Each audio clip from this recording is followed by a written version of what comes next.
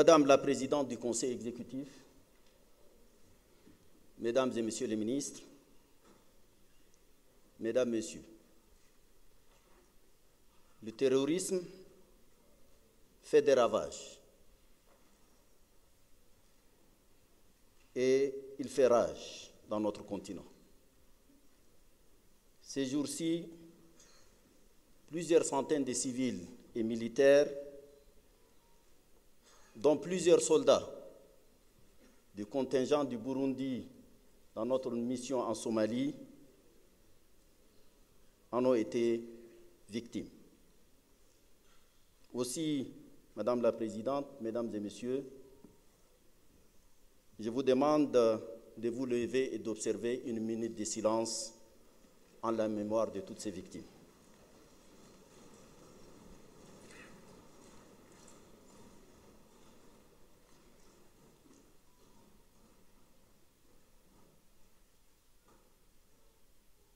Je vous remercie. Madame Aïssata Tall Sall, ministre des Affaires étrangères du Sénégal et présidente du Conseil exécutif.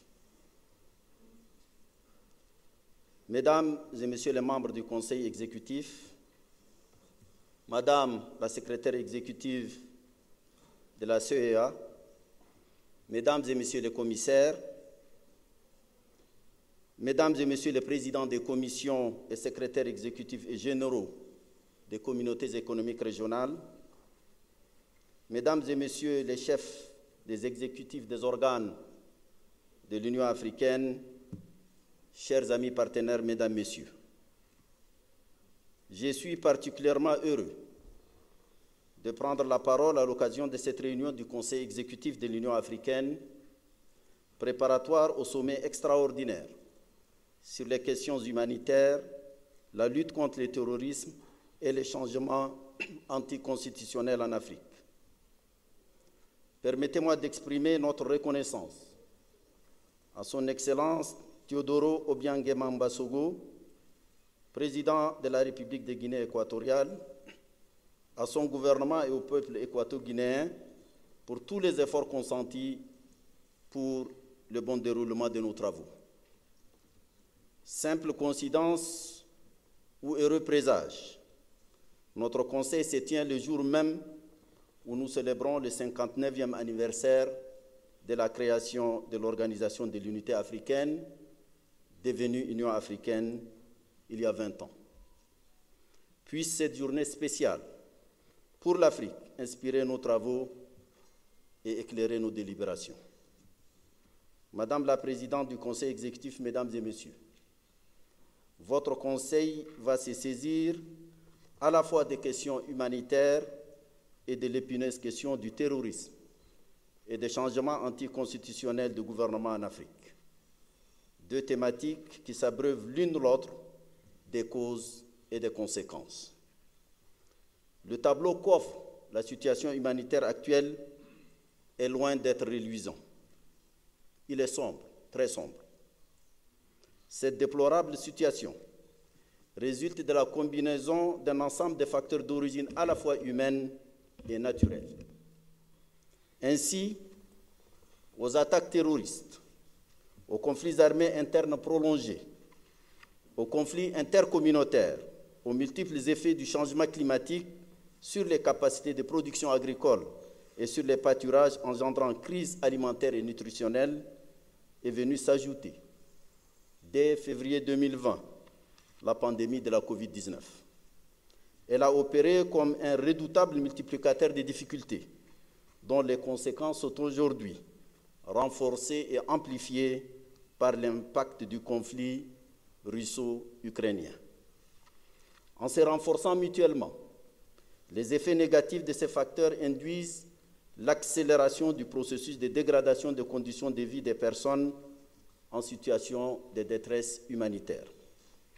L'Afrique compte aujourd'hui, selon les données mises à jour par les agences humanitaires, environ 113 millions de personnes ayant besoin d'aide alimentaire, dont 48 millions sont des réfugiés, des demandeurs d'asile et des déplacés internes. Il faut répondre en urgence aux besoins de ces personnes afin de préserver ce qu'il leur reste de dignité humaine.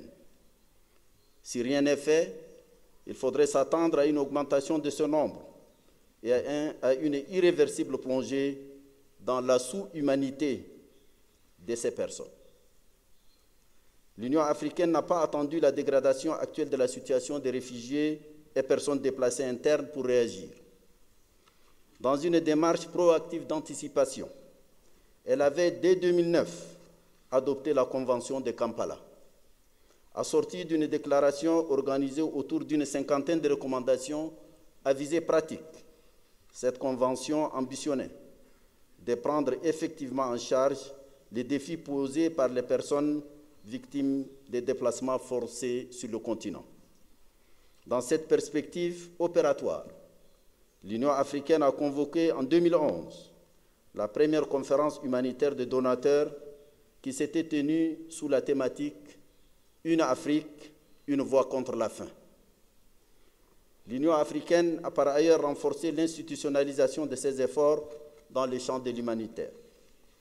La nouvelle structure départementale de la Commission issue de la réforme institutionnelle a consacré l'avènement d'un nouveau département. Sa dénomination, Santé, Affaires humanitaires et développement social, reflète l'engagement politique de nos leaders en faveur des moins favorisés. Tâche complexe dans sa densité, l'Union africaine ne peut valablement s'en acquitter seule. C'est pour cela que la particularité de votre réunion est aussi qu'elle va se pencher sur la conférence des donateurs.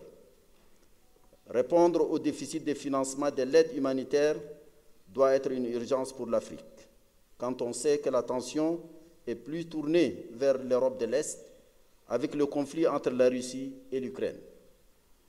Je vous fais grâce des chiffres, mais la mobilisation des ressources financières au profit de cette région est sans commune mesure par son ampleur comparée à ce qui a été mobilisé et destiné à l'Afrique au cours des dernières décennies. Madame la Présidente, Mesdames et Messieurs, le deuxième volet de l'agenda de votre Conseil concerne le phénomène du terrorisme et des changements anticonstitutionnels de gouvernement. Le premier est une gangrène qui infecte progressivement toutes les régions du continent.